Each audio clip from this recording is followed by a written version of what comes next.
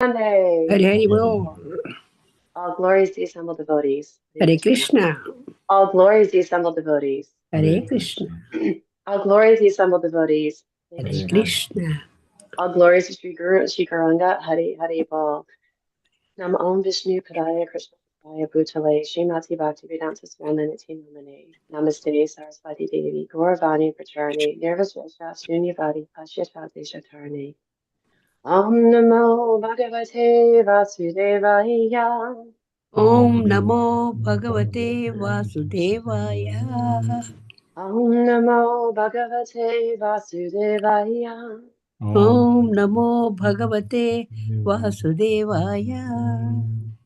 Om Namo Bhagavate Vasudevaya Om Namo Bhagavate Vasudevaya. Narayana Namaskritha Naram Chaiva Narottama Devam Sarasvatim Vyasyam Jatutayam Madhurayat Nashtaprayashu Abhadreshu Nityam Bhagavata Sevaya Bhagavati Uttamashloki Bhaktir Bhavati Nashtaki. So good morning everyone, Hare Krishna. Welcome to this Friday Bhagavatam class. So I'm going to, today we're reading from the third canto, the 7th chapter and the 10th verse. The 7th chapter is entitled Further Inquiries by Vidura. So I'll read the verse 3 times and then we can take turns chanting. Yad artena vina mushya humsa atma viparyaya pratyata upadrashtu svasirascha chedanaktika Yad artena vinamusya humsa atma viparyaya pratyata upadrashtu vashirascha danaktika Yad artena vinamusya humsa atma viparyaya pratyata upadrashtu vashirascha danaktika. So would anyone else like to chant?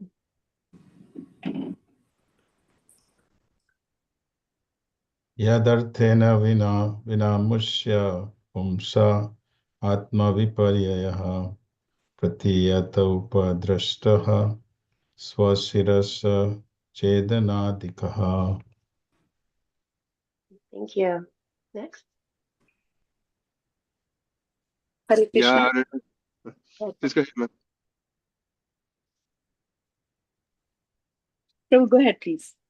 Yarartena vinamusha pumsa atma vipraryaha yaya pratiyata upadrishtu swashirash chedandantika.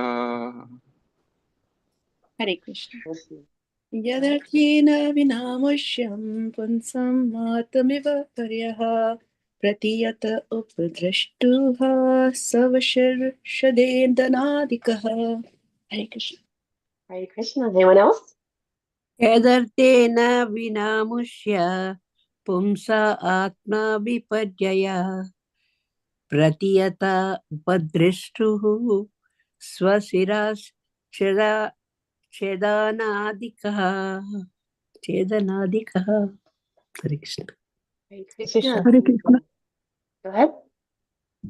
Yad artena vina musya pumsa atma vipayaya pratiyata upadrastu swasirascheda nadika.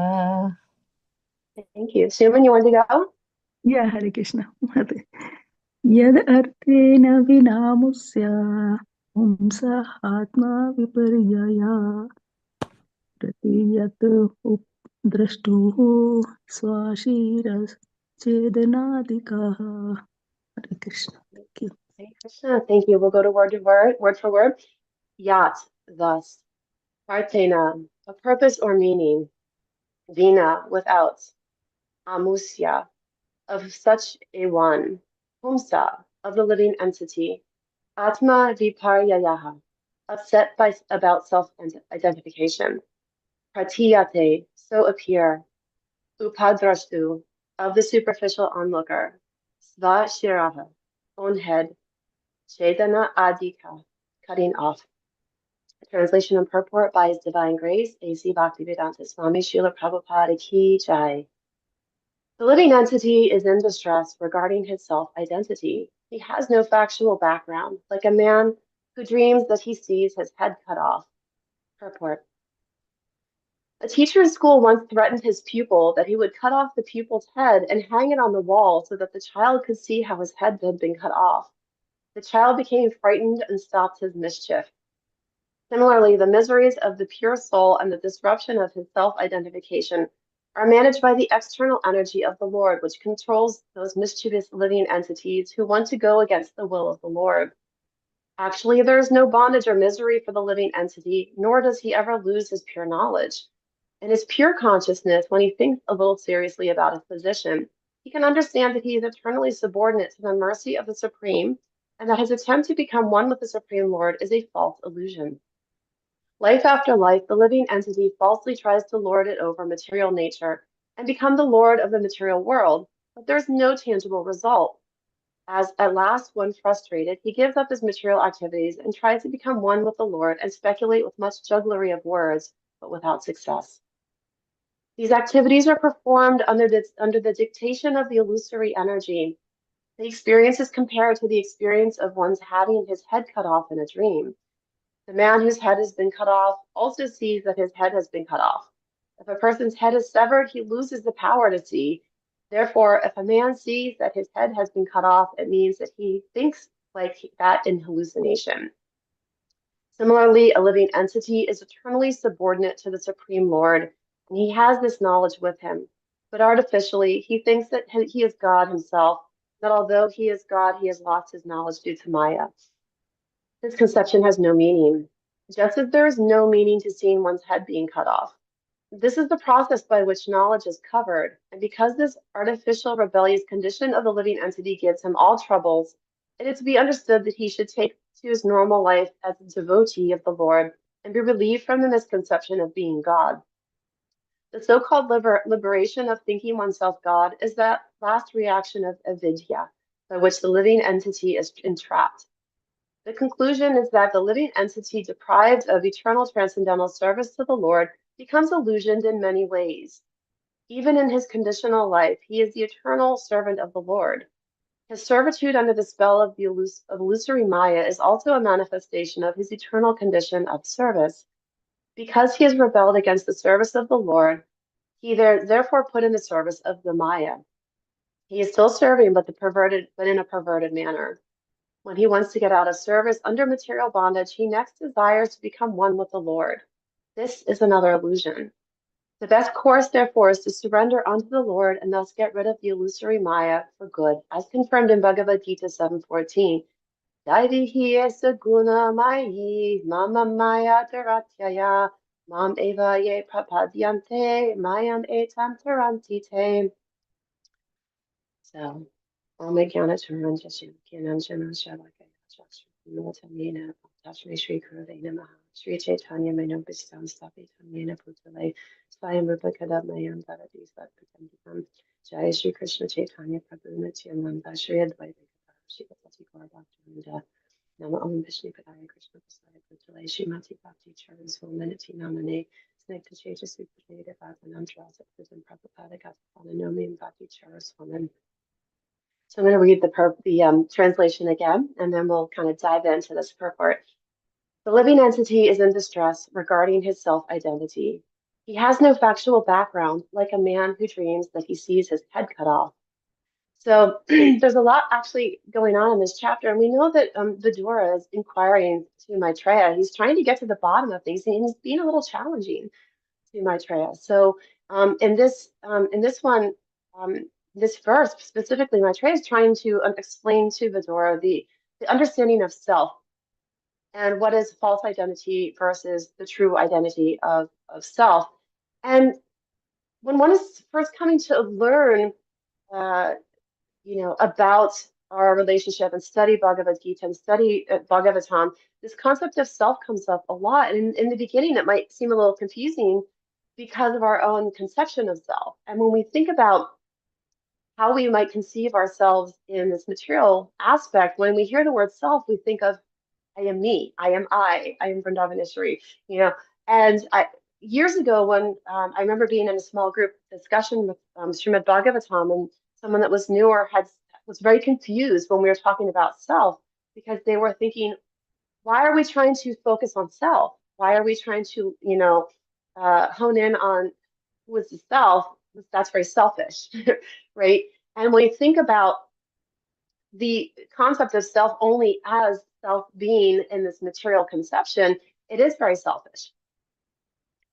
And that's what this is attempting to clear up. And through this chapter, or through this verse, and also through other verses in Bhagavad Gita, and also through Srimad Bhagavatam, we get a clear understanding the more we dive into it, which is the true self understanding is actually that we are a spirit soul, that we are a servant to Krishna. And so in this particular purport, this very gory but very poignant example that Prabhupada gives, and it's given uh, in this translation as well, about the head being cut off. And it's very a shocking kind of imagery. But if you think about the man who's dreaming that his head has been cut off and he sees his head there in front of him, that is a form of illusion. This man where his head is being cut off, obviously he wouldn't be able to see if his head has been cut off. All of those senses would have been severed. However, in this form of illusion, he has seen that his head is, he's disembodied. This head is disembodied and sitting in front of him. And so now he's seeing himself, but what is he seeing himself with? Not with his material eyes. So there's an illusion here that's happening. It's a delusion, more than it's completely delusional. And this is the point that Prabhupada's making here in this example too, is that when we see ourselves being cut off as separate from the Lord, that is also delusional. That is an illusion, because we aren't. We are, by our inherent nature, part and parcel of the Lord. So any identification of ourselves being separate, of the self being in its own material energies without any connection to the Lord, is not just not just illusion. It's delusion. It's delusional, because it's not true. It's false. And here Prabhupada says in this purport, life after life, the living entity falsely tries to lord it over material nature. Why is that happening? Why is the living entity trying to lord it over material nature? Because we think that we are separate from God. We think that we are God. We are the lords of material nature. And again, this is that even that severed head conception of, this is word separate. We're separated from the entity of Krishna. So we are studying the sense of self, and understanding who we are as spirit souls then gives us a deeper understanding of our relationship. And in Bhagavatam, actually in a later chapter in this canto, the canto is it's chapter 27, and that chapter is about understanding material nature. Prabhupada talks about this exact point. He said, and the translation for this verse in Bhagavatam 27, 3:27, 28, the translation is, my devotee actually becomes self-realized by my unlimited causeless mercy. And thus, when freed from all doubts, he steadily progresses toward his destined abode, which is directly under the protection of my spiritual energy of unadulterated bliss. This is the ultimate perfectional goal of the living entity. And Prabhupada goes into this in his purport, saying the actual self-realization means becoming a pure devotee of the Lord. And the existence of the devotee implies the function of devotion of the object of devotion. So he's saying the devotee, if the devotee is existing, that means the devotion must also be there, because the devotee wouldn't be existent without the devotional aspect. So here he's saying self-realization ultimately means to understand the personality of Godhead and the living entities. Because I think that's a really important component, that we understand the personality of Godhead, but we understand the living entities, because to understand the living entities means that we understand our factual position with regard to the Lord. So so when we think about self-realization, there's a lot of how many times have you ever walked into, Barnes and Noble, or even just heard people talking about different self-help books, right? Self-help books. What is a self-help book? It's to help, is it to help the self, the true self? Probably not always. Self-help books are more to help boost our own ego. It's not to say that self-help books are bad at all, right? But they are there to support, in some ways, the false ego, to support our more connection to the our position in the material energies.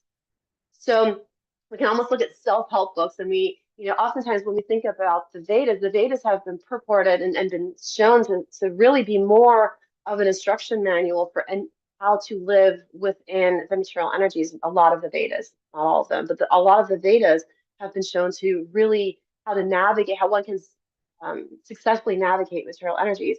And uh, self-help books really are there to help us navigate material energies and to become happier, more full of joy, free of distress, free of anxiety. So many self-help books revolve around mental health. How are we emotionally feeling? Those are all important. So we can't ignore the self, right? We can't ignore the aspects of who we are and how we have to exist in this world. Because if we do that, then we could actually we're not knowing, and as Prabhupada points out, we're not understanding the living entity and the struggles that the living entity has in order to exist. But if we're doing that blindly, not recognizing that our true position is actually as a servant of the Lord, as a devotee of the Lord, then we are navigating the material energies as in our sense of self, in our sense of material self. We're only going to just meet suffering at the end anyway. So all of these self-help books that are trying to help us navigate these material energies, ultimately, unless they are bringing us back to the ultimate reality of who we are, then they're going to just be steering us off a cliff. They're just steering us into this repeated cycle of birth and death. And so what good is that, right? What good is that self-help ultimately if we're not truly coming to the full realization? So in the understanding of self, we have to understand that the true self is really the self that is in this relationship.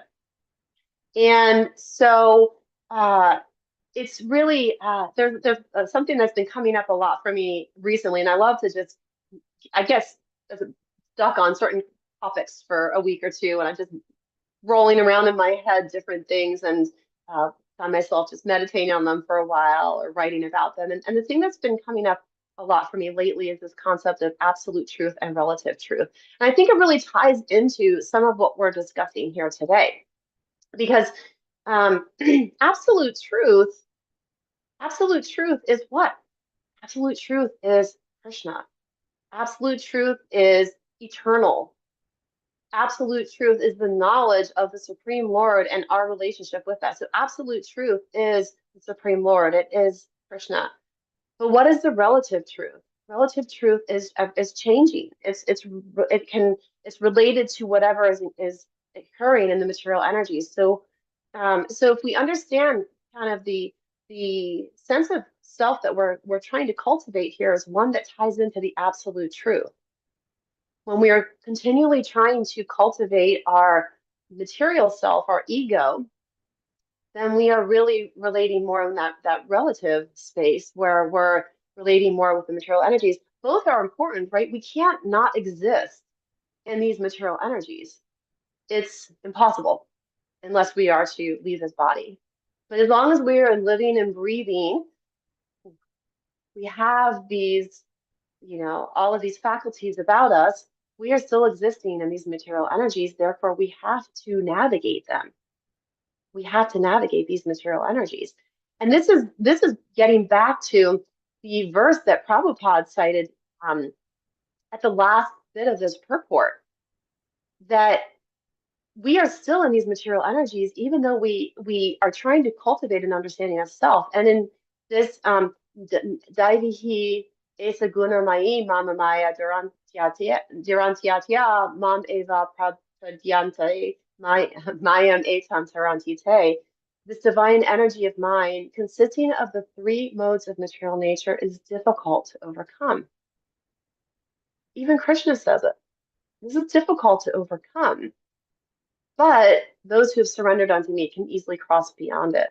So here we are navigating these material energies, and we are constantly in these modes of material nature, which make it difficult. It makes it very challenging for us to try and stay in this conception of self and grow this conception of self, grow our understanding of our relationship, grow our understanding of the Supreme Personality of Godhead, while also going to work, raising children, taking care of the house, putting food on the table. These are all things that are a balancing act. And so Krishna points out that these are difficult to overcome. But what is the remedy? What is the remedy for overcoming the modes of material nature? What is this? It's surrender. And when we surrender fully, then we are completely we're transcending the modes. We've become transcendent to the three modes of material nature. But we may only see flickerings of surrender because surrender is again not an easy thing. We may be able to surrender for a moment, surrender for a day, surrender for an instant. But this is where practice comes into play. So as the living entities, we are looking to become free from these material energies. And in Bhagavad Gita 6:28, Prabhupada, Prabhupada talks about knowing our constitutional position. And the translation for this verse is steady in the self, being freed from all material contamination, the yogi achieves the highest perfectional stage of happiness in touch with the supreme consciousness. And Prabhupada says here, the self-realization means knowing one's constitutional position in relationship to the supreme. The individual soul is part and parcel of the Supreme, and his position is to render transcendental service to the Lord. This transcendental contact with the Supreme is called Brahma Samparshya. And as we are engaging in, this transcendental service, what is that? What is that transcendental service really doing? It's cleansing our hearts. The transcendental service means that we are transcending the modes. The transcendental service, that in anything that we're doing is service to the Lord, because we're always thinking about the Lord. So Maharaj Ambarish, right? We see this example in Bhagavatam. We see Maharaj Ambarish as being this perfect example of a devotee, because every step he took, he was taking to the temple. His eyes were to, see the Lord at the temple. His mouth was to glorify the Lord.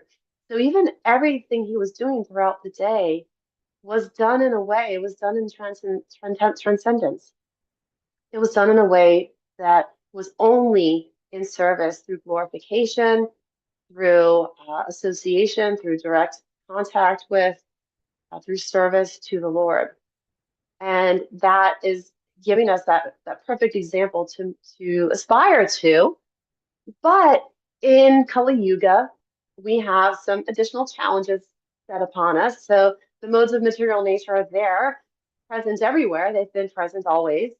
But in Kali Yuga, we have these additional challenges that we face of quarrels, lies, hypocrisy that are present everywhere. So navigating these activities can be challenging, but we have been given the remedy. And so, one that is, in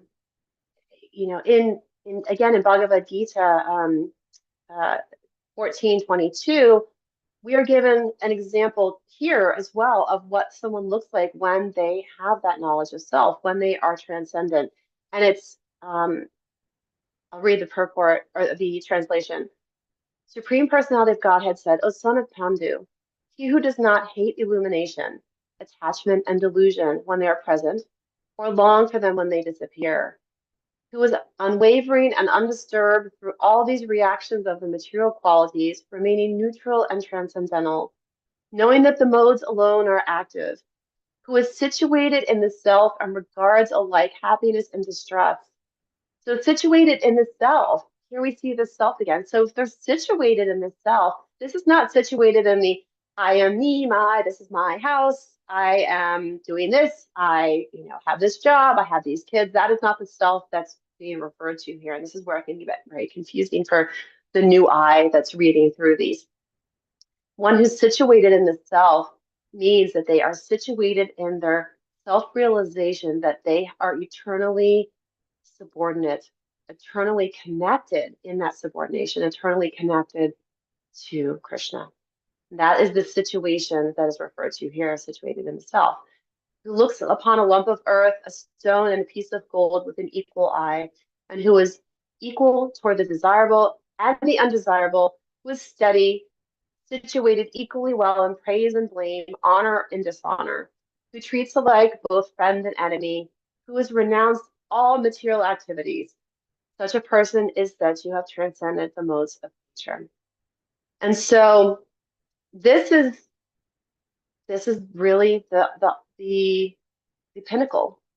This is what we strive for, to be, unwavering, undisturbed through anything. It's cold out. Oh, okay. It's really hot out. That's my pet peeve, is the heat. I hate heat. So it's like, it's hot out. No.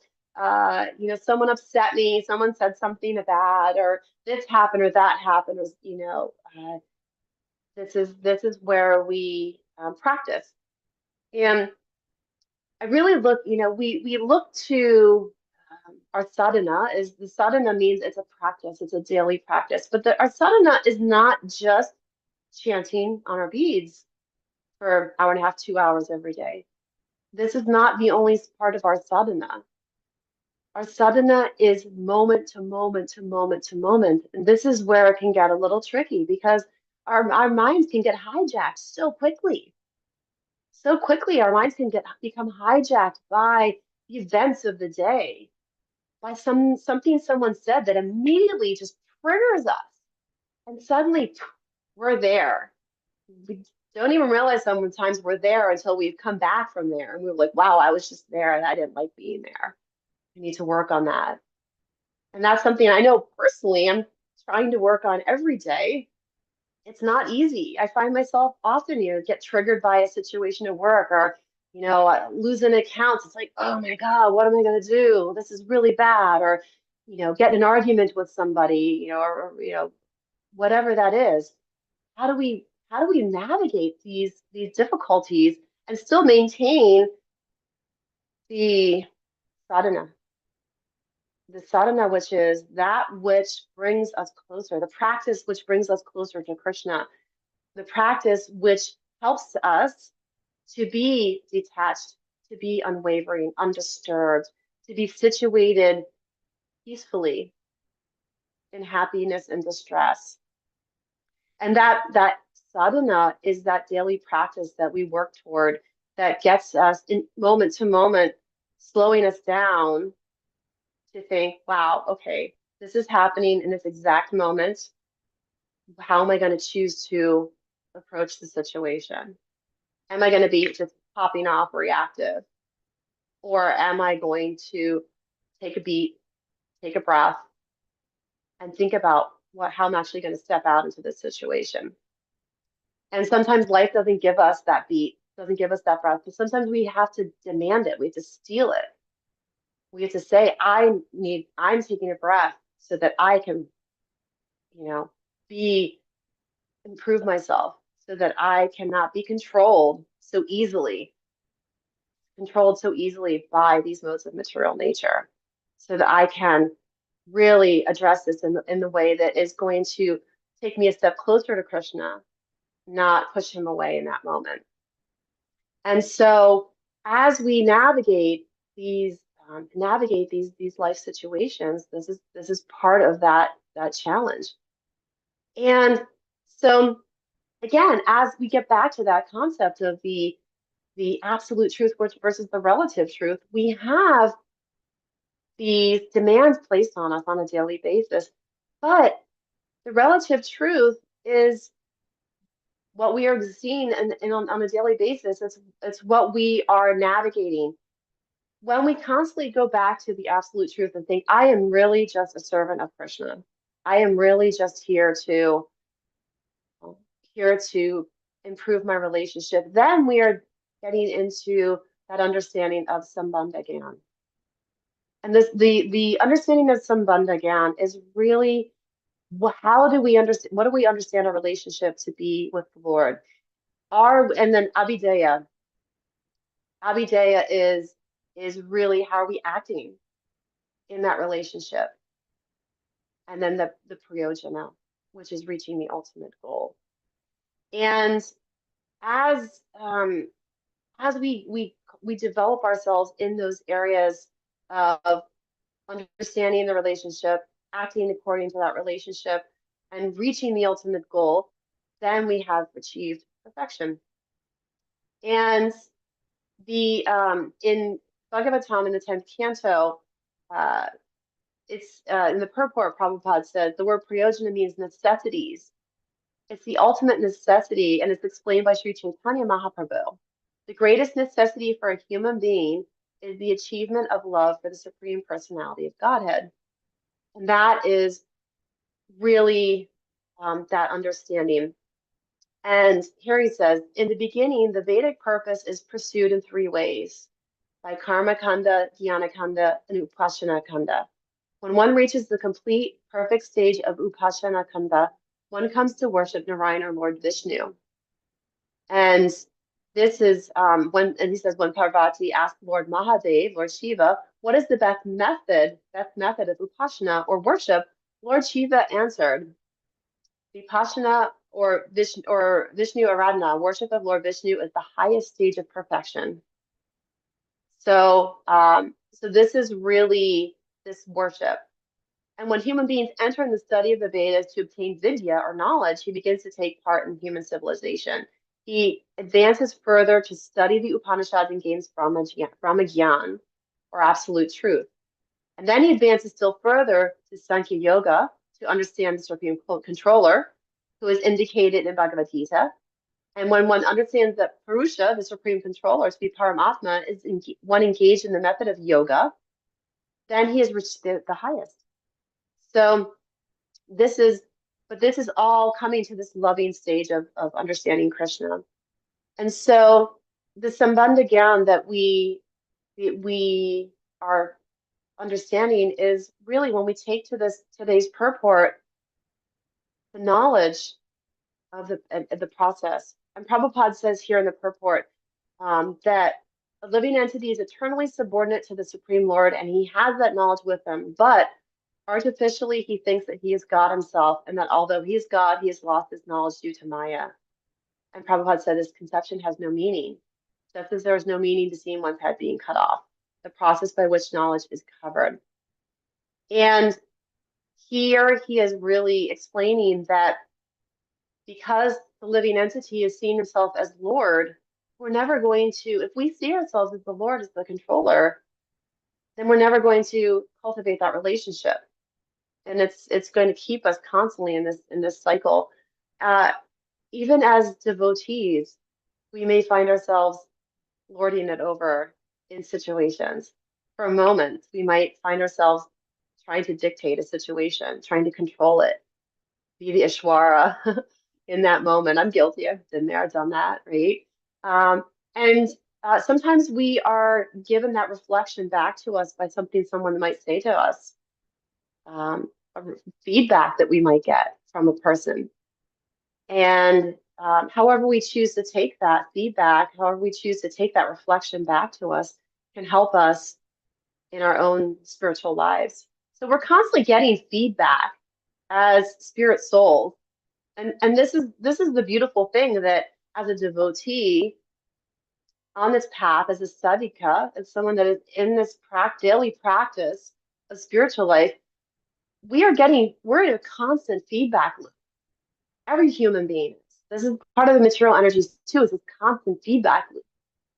But hopefully as devotees, we are seeing this feedback loop as a reflection of the modes of material nature, showing, kind of coming back, reflecting back to us, as Maya reflecting back to us, as Krishna reflecting back to us.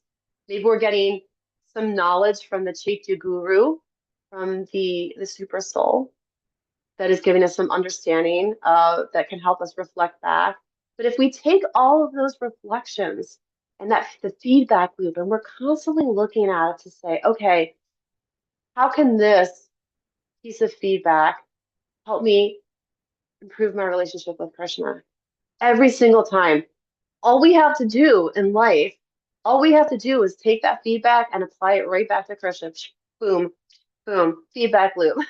And so we're constantly taking that feedback and we're going right to Krishna. I'm like, how can this information make me love you more? And each time that we ask that question, I suspect we might be getting a little bit closer, because then we're being self-reflective. So then the self, the knowledge of self, that self-realization, the self-realization is in that reflection, that we are understanding how Krishna is pulling us in and how the material energies are showing us, really, through this feedback loop. They're truly there. They can show us how to get closer to Krishna by letting us know what to do, what not to do, and to help push us to that internal reflection. Um, so I wanted to spend some time really just focusing and reflecting today on the self, because it is the main concept for today. And I'll go back to the translation one more time. The living entity is in distress regarding his self-identity. That right there says it. What his self-identity, the living entity is in distress regarding his self-identity. Am I a living entity? Yep. So it's important when we read about the living entity that we also remember, I'm a living entity. He's a living entity. She's a living entity. We're all living entities. So we have to recognize this also applies to us.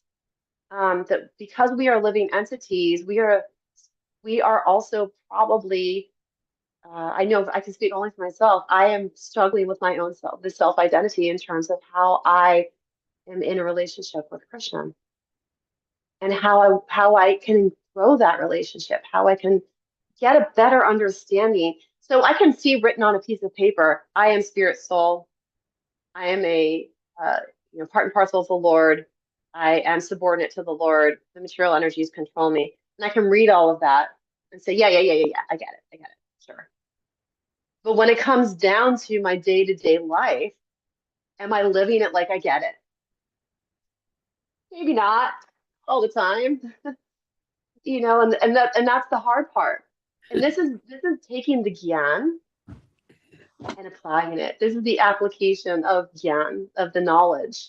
This is the application of bhakti that we can take in our everyday moments, to take this and actually look at it. Because like I said, I know I am no example by any stretch. And this is not easy stuff. If it were easy, we'd all be just back to Godhead, right? If it were so easy, then Krishna wouldn't say that only the very few come to him. Only the tiny, minutest percentage can actually understand him. Of all of those living entities that actually endeavor in the path of understanding, only such a tiny percentage can actually fully recognize and realize that relationship. So if this stuff were easy, then Krishna wouldn't be putting those things in there into the Bhagavad Gita and reminding us this is tough. But where's our lifeline here? Srila Prabhupada. If we take that lifeline and we know that through the Guru, through Parampara, through Srila Prabhupada, Prabhupada has given us, he has given us everything that we need in order for us to go back home. He's given us the process. So if we really take to it, really understand that process, then we'll be successful. There's two pictures that we have in our home of Srila Prabhupada. One is him smiling and he has a cane. And there's another one with a side view of him with a garland. He looks very stern. I remember a number of years, many years ago, remember looking at that picture and I said to my husband, I'm like, Prabhupada looks really stern there. I'm like, oh, that's, it looks like he might be angry. And then I remember chanting japa and I was looking at that picture and I like was looking, I he started to tear up because when I was chanting like a year or two later, I was looking at that picture, I started to tear up. I'm like, he so badly just wanted to emphasize to everyone around him. This process is so important. Please, he's like pleading with them, please take to this process. It'll help you because he knew he's throwing lifelines out. And some people were just batting it away. Like, no, I got it. I'm drowning, but I got it. And he's throwing lifeline after lifeline after lifeline out there. And how many people actually took to it? How many people actually grabbed onto it and said, wow, yes, I need to be saved. How many people out there really recognize that they need to be saved, that they need that lifeline? Because in this material world, we know that it's the drowning man. It's pulling us under. It's so easy to get pulled under in these material energies. It's so precarious. Any moment, it's so precarious. And if we don't grab on to the lifeline that's been thrown to us, then where does that leave us? Fending for ourselves. That's not easy. And the self that I'm referring to here is not the self that is in self-realization. This is the self that is in the illusory energies. This is the self that identifies with this material body, that identifies with the ego and the false ego. That's the self that will not have the success, that will struggle, that will have so much suffering. But when one really turns to Prabhupada, turns to Krishna and says, I am ready. I want to know who I am. I want to know who myself, I want to self-knowledge, meaning my soul. How is my soul connected? How is my soul connected with Super Soul? How does Super Soul give me understanding? How does this relationship connect me back to Krishna, this Sambandha Gyan, understanding that relationship with Krishna? So I'm going to take a pause here, and I'm going to, because today was the disappearance day of Srila Jagannath Das Babaji Maharaj, I just want to take a few minutes to just share a little bit about his pastime, and then we can open it up for discussion. So Srila Jagannath Das Babaji was born in 1776, and he lived to a ripe age of, I think, 118. My math is correct, 1894. So he, uh, even in his latest years, he was just so weak because he was so elderly. He was carried around in a basket, but he was so elevated, and he was really seen as this perfectional level of devotional life. And what he's most known for, especially in our lineage, is he's most known for helping Bhakti Vinod Thakur identify the true Mayapur.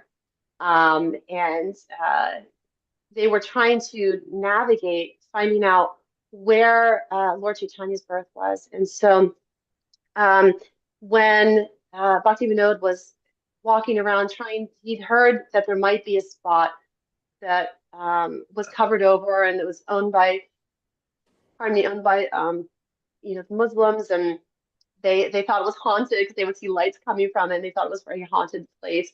And so Bhakti Vinod went to check it out, and he brought Jagannath Das Babaji with him in his basket. And he who had difficulties walking or talking or even keeping his eyes open.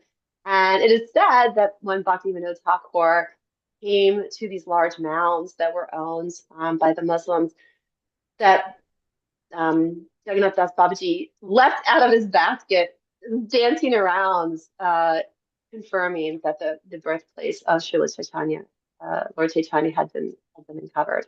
And thus we have the modern day Mayapur, thanks to that discovery. So those of you who have traveled to Mayapur and experienced those energies, and this is in celebration of his life and very long life, and that's discovery. So I just wanted to tie up today's class with a little remembrance there. So I know we covered off on a lot today. I'm sure that there are many mistakes that I've made and misspoken, but I encourage any feedback or questions or reflections or anything that someone might like to share for today, if anyone has any. So I'll give you a minute to think about it.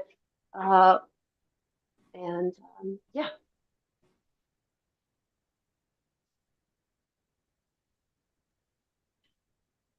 I know going back to, yes.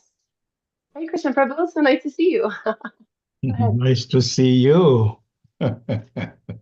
Thank you for sharing. Thank you. It seems to be that everything what we are doing is a dream. Mm. It Mhm. seems, but it's not truly a dream because it is here, but it's the illusory energy. So we can't count on it to be constant and here always. But it can feel dreamlike at times, especially when we compare it to the spiritual energies. Yeah. Because many, sometimes there is heavy experience in the life. Mhm. And if you sit down and really think about it, then you come to, because we have knowledge of the spiritual knowledge we already have, we are practicing for last so many years. But it really, you think that, you come to think that, oh, it was whole dream, whole my life for 45 years, what I did was just a dream. And now I'm coming to the real understanding that just go over this dream and just go forward in the spiritual life. Am Yeah. I Yeah. feeling? Yeah, I mean, it can feel dreamlike, sure, because it's almost like when we awaken, right? There is a degree of awakening that happens when we awaken to our true selves. Then we have a whole new way of looking at the world, and even maybe all of you maybe remember when you first came to devotional life and maybe read the Bhagavad Gita, maybe there was a mind shift that happened there. And suddenly you look around, you can't look at everything the same anymore. And you try and remember how you saw things before, but it doesn't seem real. It doesn't, like, how could I possibly have looked at things like that before? How could I possibly experience life that way before? Now I have this very different understanding, and they're incongruent. And so that incongruence can really create this almost dreamlike aspect to our world and into our past, especially because even looking in the past anyway, it can seem dreamlike because it's not we're not engaging with it currently, but our mind is engaging with the past constantly. Our brain is gotten wiring from past traumas and things like that. So are those things there. But the dreamlike state that I think you're referring to is really those illusory energies that are not there. There's the impermanence that comes with the material energies. And when we start to realize that impermanence is, the permanent energies are really the spiritual energies that are transcendent to all of that. It's very, yeah, go ahead. Fernando. But the caution is that if we think like that, then we will not really take care of other living entity. And we will think that, well, everything is dream, why I have to worry about it, anything, just, isn't it? Because we have Yeah, responsibilities and we yeah, have to fulfill those responsibilities and at the same time pursue towards it, but ultimately we have to understand everything is temporary. yeah, Everything is exactly. temporary in this world. It's real, but it is temporary.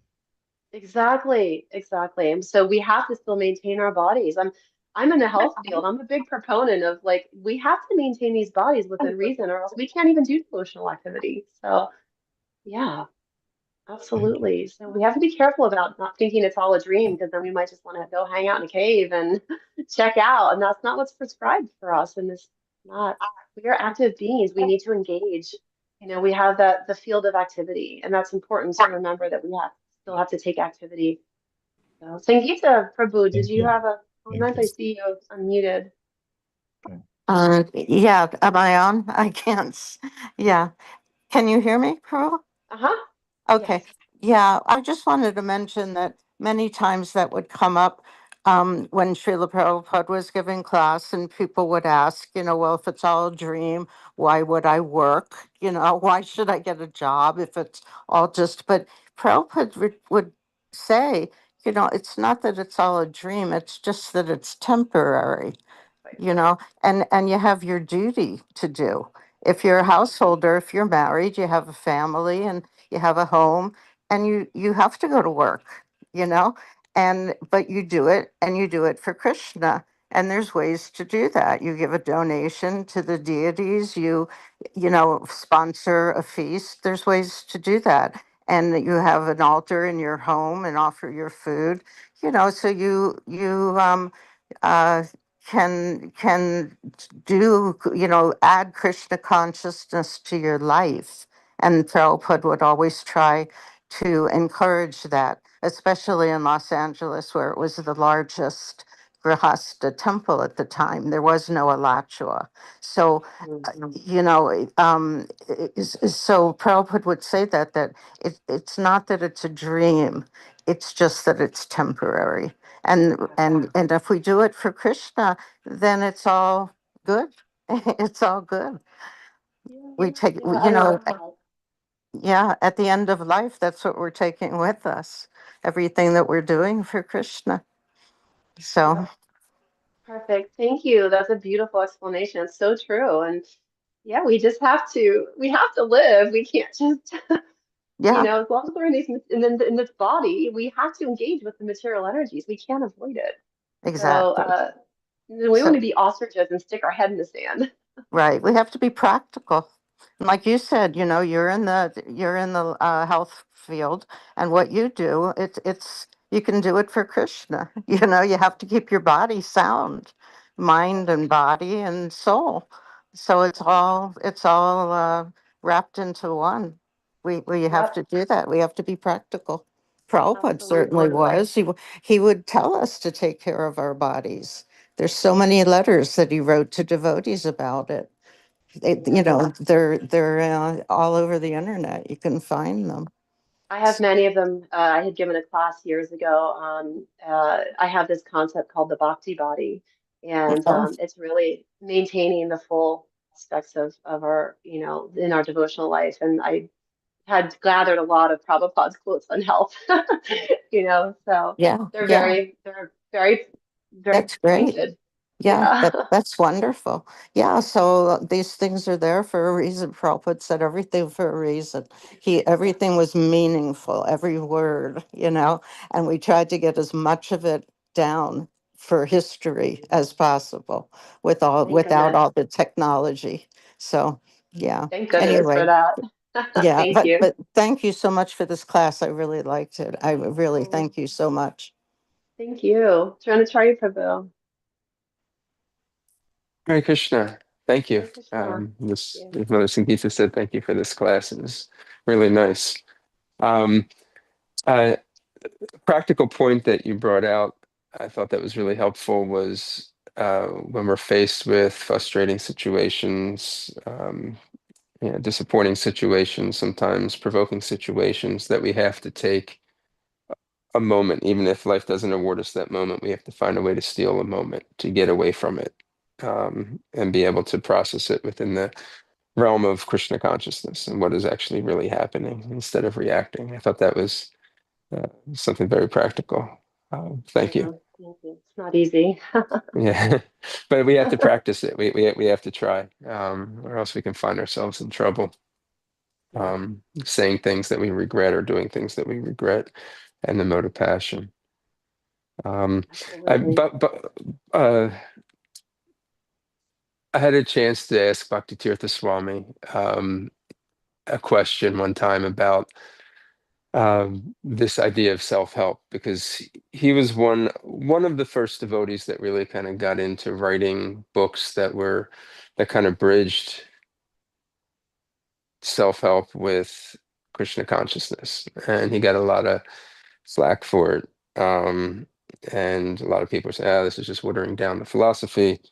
And uh, I'd asked him about it, like, how do you justify the approach that you're taking. And he says it's using the secondary. This is his exact answer. He says it's using the secondary in service of the primary. Mm, And he said this is the principle of Yukta Vairagya. yeah. That everything can be used in Krishna's service. But these things, time management, stress management, nonviolent communication, uh, habits of highly successful people, things that they do. People have researched these things, and they can be used. But for devotees who know the real purpose of life, if we don't connect it back to Krishna, we'll still feel empty. We'll still feel like it's like incomplete. Yeah. We're building this kind of perfect material body, but it'll be vacant inside. It's just a reflection that I had. I wanted. We don't get a chance to talk about it so much in these classes, but that was nice. Just bringing that connection in. Thank you. Thank you for sharing that, especially about your Guru Maharaj. It's self-help is yeah, if we become too overly fixated on maintaining our body, we have to maintain our bodies, right? And we have to maintain our minds. And um, like you said, Prabhu, you have to time management is important, right? Yeah, I'm sure for you, even Prabhu, running the temple, time management is critical, right? You've got a lot on your plate. So some of these skills can really be applied. But when we apply them to Krishna consciousness and we can take them to say, how can this make me a better devotee? That's the pinnacle. Like that's really, then you're taking it and you're dovetailing it, you're Krishnaizing it, and you're really looking to see how you can improve your better yourself as a person so that you can become a better devotee, so that you can be more self-reflective, interact with others in a more balanced way. Uh, these are important things, but if they're only seen in a vacuum of just the self-maintenance and self-help without the bringing it back, like you said, Prabhu, bringing it back to Krishna consciousness, then it's going to leave us still feeling pretty empty. And there's a lot of emptiness. Unfortunately, we see it with social media. How many times do we see people, everyone's on social media like, hey, life's great. And then behind the scenes, you see people posting, but something behind the scenes that actually a lot of this is a facade. And this is that emptiness that we're seeing so much right now. People are in pain. There's so much pain. And not that the world is going to get any better, right? The material world is what it is, but it's how can we navigate that in a little bit more equanimity without feeling so much of that emptiness and pain. Yeah, so that's cultivating the true self, and that's where we want to spend our time. So thank you, everyone. Yeah, Haribol, Vrindavaneswari, very nice class. I really like you say that Srila Prabhupada had given everything that we need to cultivate both material and spiritual life. So you have given some very practical, uh, some practical application to our day-to-day life. I really like the comment of Mother Sangita and Dronacharya, in regard to your class. So when you were talking, you were getting so emotional about Prabhupada given everything. I was just remembering Bhakti Charu Maharaj, how he was so dedicated to Srila Prabhupada instruction. He also always put Srila Prabhupada first. Prabhupada given everything. We don't need to look somewhere else. Yeah. For our spiritual life. Yeah, he was always transparent to Prabhupada. That's what I always said. I'm like, he's transparent to Prabhupada. And that's what we need. Thank you, Golokananda Priya Prabhu. Prabhupada gave us everything. It's all there. It's whether we want to take it or not and apply it, but it's there. So thank you. Okay, well, we're getting up on the hour here. Thank you all so much for joining us today. It was wonderful to spend my Friday morning with all of you. I hope you have an amazing weekend. And I know we have some wonderful guests coming into town. So, Jonah Prabhu, did you have any announcements or anything you want to go over for weekend events? Hare Krishna. Yes. So Mother Narayani is visiting us. She's a disciple of Srila Prabhupada. She's been coming to Philadelphia over the last couple of years, and she's back for the weekend. She'll be speaking at the Bhakti Garden this evening. The program begins at 6:30. Bhagavatam class tomorrow she'll be giving. That'll be both on Zoom, but if you can come to the temple live, you'll get a chance to meet her and be part of the kirtan, see the deities, and have breakfast with the devotees. So that's tomorrow morning. Sunday she'll be giving the Sunday feast class, and then Monday morning she'll be giving Bhagavatam again on Zoom. Beautiful. Great. Thank you, everyone. Have a wonderful day. Hare Krishna. Hare Krishna. Vanchakalpatarubhishcha kripa sindhuvescha Hare Titanam Pavanebhyo Vaishnavebhyo Namo Namaha. Hare Krishna. Thank you.